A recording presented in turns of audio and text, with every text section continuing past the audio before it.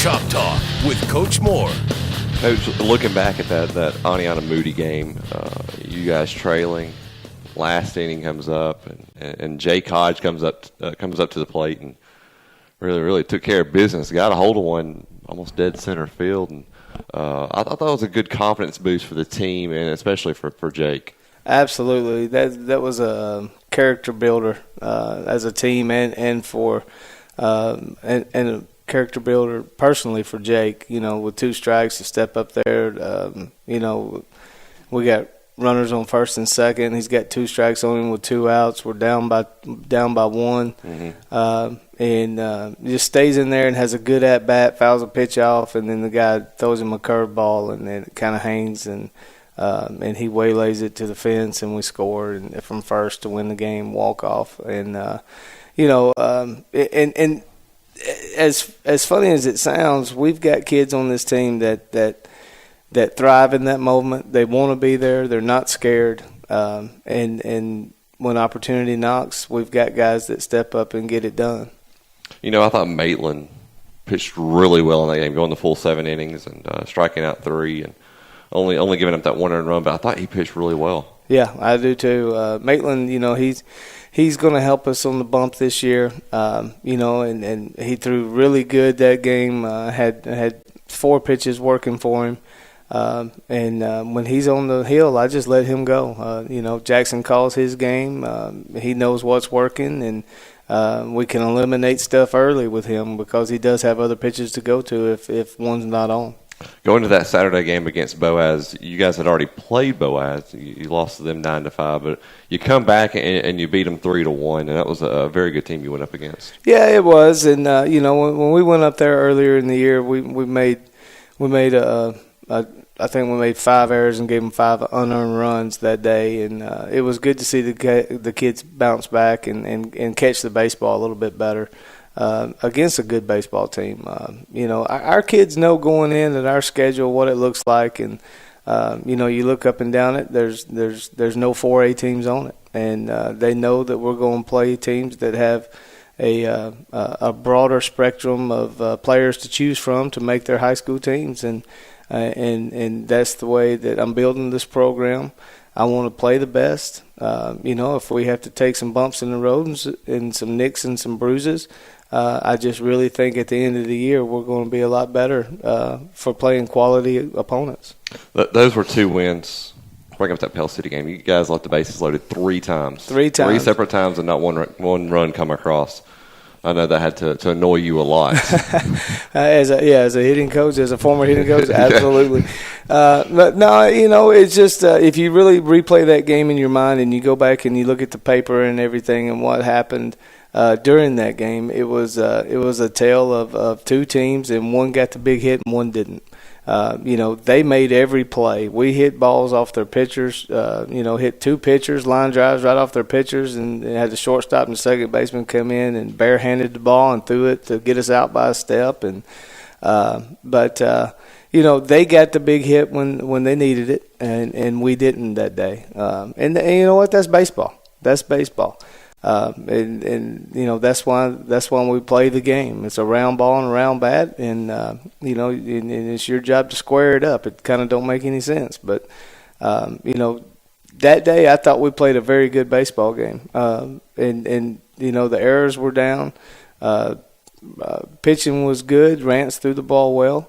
You know, the big thing about that game is you take away a couple errors and get a hit, and you know, that game could have very well turned out differently. Going the path this Monday night against Mortimer Jordan and one of those other big schools, and you guys came away with the win 3-1, but A.J. Elrod stood out to me on the mound and had a really good pitching performance. Absolutely. You know, I called A.J. in before the game at about 3:00 that day, and challenged him. You know, and you know, told him what he needed to do and how he could help this team out there on the pitcher's mound, and he responded. You know, and he responded and went out there and showed no fear and went right after hitters, and you know, and threw the ball very well. It was good to see. And you know, and like I told him, any kind of success that we have, once you get past our number ones and our number twos is going to go through him and Maitland Nash, and and we've got to have help. We've got to have that third, fourth guy step up, and and both of them have done that. So that's it's a comforting feeling knowing that I can put a guy like AJ out there, and know I'm going to get strikes, and know we're going to get ground balls, and the fun thing is when he's out there and when Maitland's out there, we got a pretty good defense behind him. So it kind of takes a little bit of pressure off of them. I thought AJ threw the ball well and kept us in the ball game. Anytime you beat a quality opponent like Mortimer Jordan, it's a feather in your hat. We talked about that come from behind win that y'all had earlier on the season. Last night, I think most teams would have quit after being down 9-2, top of the seventh. But you guys scored 5 runs, top of the seventh, and almost had to come from behind victory again. But I thought that really gives your team more confidence and a little bit of morale pick me up. Absolutely. When I talked to the team after the game, of course I went over our shortcomings like I always do, and how we're going to get better at it, and and how to put a game plan together for the work days that we have. And but I did credit them, and I commended them on never giving up. It had been very easy, just like I told them, been very easy at 9-2 to say, what, let's just get 3 outs and go home. But nobody quit. We almost went around the lineup in the 9th inning, and had some hustle hits, and O'Brien came up with a really solid hit in the left field. And that's got to be the nature of our team, and I believe that showed a little bit more character last night to withstand being down that much and then coming back and making it a really close game. I'm coaching third base and listening to their dugout, and they're just as nervous as they could be when it was 9-5. Anytime you put pressure on somebody and force them to do something, that's the kind of team I want to have. I want to force the other team to make a play, throw a strike, or get a hit. And, we're getting better. I think at this point right now, I really believe that we're getting better. I think we're starting to turn the corner a little bit. There is some youth out there. But you know what? We're going to get better. We're going to continue to get better. And we're going to continue to work. So I'm happy with the strides that we're beginning to show. I know we're making strides, but now we're starting to show it.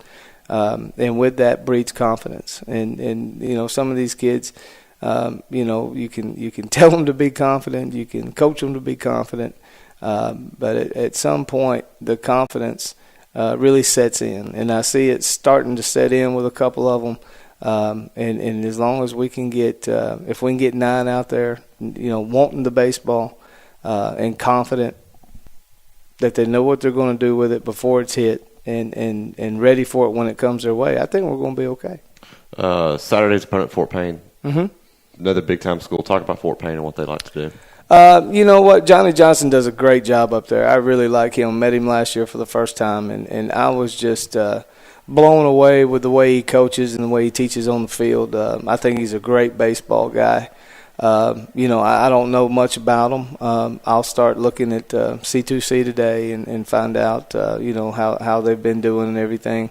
It's kind of funny that you bring that up because, you know what, right now I'm not worried about opponents.